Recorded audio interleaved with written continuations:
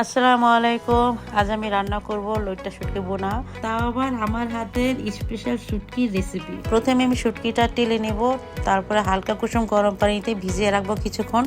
তারপর আমি শুটকির মাঝের যে কাঁটাটা থাকে ওটা বেছে নেব, বেছে কাঁটাটা ফেলে দেব।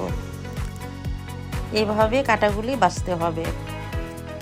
কড়াইতে তেল দিব, এখানে তেলের পরিমাণটা একটু বেশি লাগবে। পেঁয়াজ দিব, পেঁয়াজটা এখানে একটু বেশি দিতে হবে।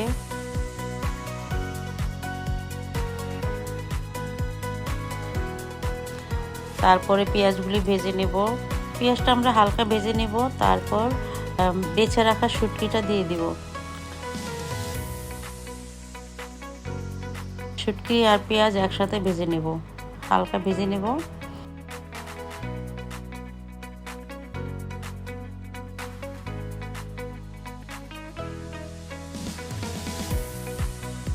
এটার মধ্যে 1 চামচ রসুন বাটা দিব, রসুন বাটা দিয়ে একটু ভেজে নেব।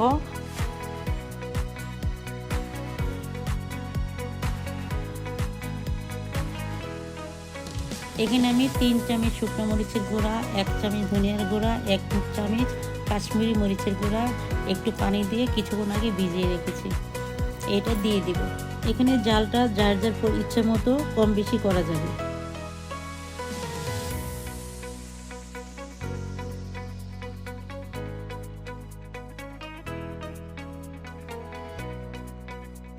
এখন আমরা 1 চামচ লবণ দিয়ে দিব। এখন সব উপকরণ একসাথে মিক্স করে নেব, একটু ভুনে নেব। এখানে সামান্য পানি দিব, পানি দিয়ে ভালো করে নেড়ে নেব।